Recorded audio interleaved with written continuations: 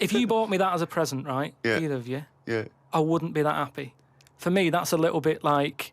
Well, that's annoying because we've got you a trip to space and a goat. Yeah. We Definitely love this, surely. Have you started seeing this now? Virgin are starting plugging Virgin Galactic.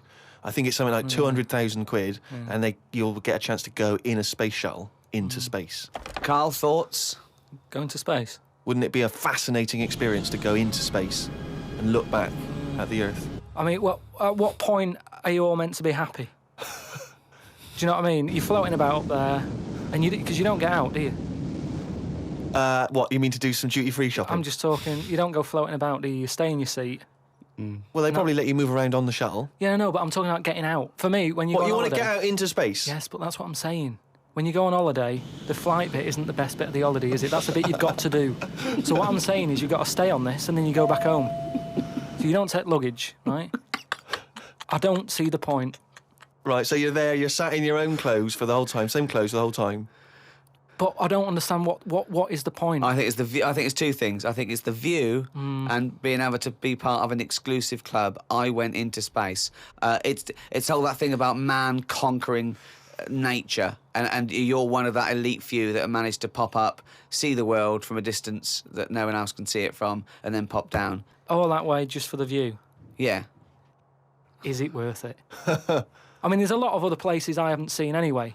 Right, before I think about that, I think if you've done everywhere, I haven't been to Scotland yet, right? Right, yeah. I'm not being funny, but do you know what I mean? So just have a look in your back garden before you go looking in someone else's. In space? Yeah. Yeah. What would make it a trip worthwhile for you? I mean, if you did go into space, if we gave it to you free of charge, we said, Carl, go up into I know space. the answer. I know the answer to this, Steve.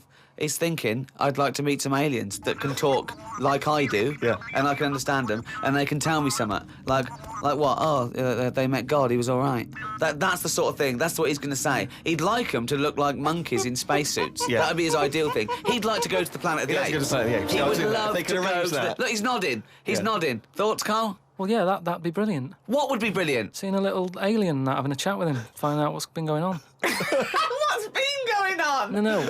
But don't you think that... Like, I mean, if you bought me that as a present, right, either of you, I wouldn't be that happy.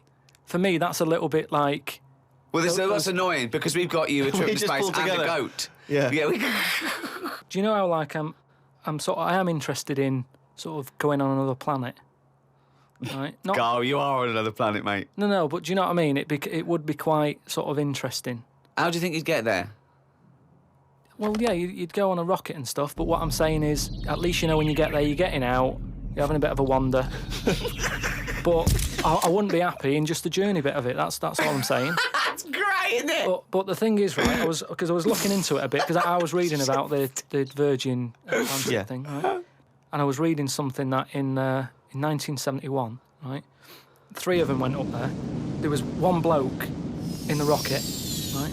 The other 2 wandered off, had a walkabout, seeing what rocks they can find and that.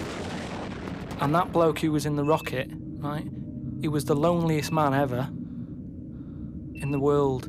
I don't know what to do. What that was. I don't know what to do. I don't know if that's some sort of profound poetry or I don't know. Do you know what I think he's trying to say? He's trying to say he was, by definition, a human furthest away from all other human contact. Yeah, that's what I said. Yeah, okay. No, you said loneliest. Loneliest evokes an emotion. Yeah. But it's like he started crying and writing poetry and listening to Morrissey records. But what I was thinking is, do you think when he got up in the morning, he still bothered to put his clothes on? That's the first thing that came into your mind. No, when just you because pictured him I in always, there. at the end of the day, even if, like, my girlfriend Suzanne's out at work and that, I'm not happy walking about with everything out, because you never know what's going to happen. I just mean, you never know if someone's going to turn up. No, I don't like what I don't like. No, I always pop some pants on or a towel, even if I'm alone. Not always. Because I've knocked on your door when you've been stood there with... No, he's taking his trousers off. I did it especially, knowing that you were there. I've done it especially to annoy you. Oh, right. Yeah, so... But do you know what I mean? Do you think he was walking about the rocket with his tackle out? Or did he floating go, about, well, no one's watching here? Do you reckon it floats up or down? Well, if you are the man who was up in a space rocket and was for a short period the loneliest man in the world, we'd love to hear from you. We'd love to hear what you did with your time, how lonely you felt, and also did you float around with your cock and balls out?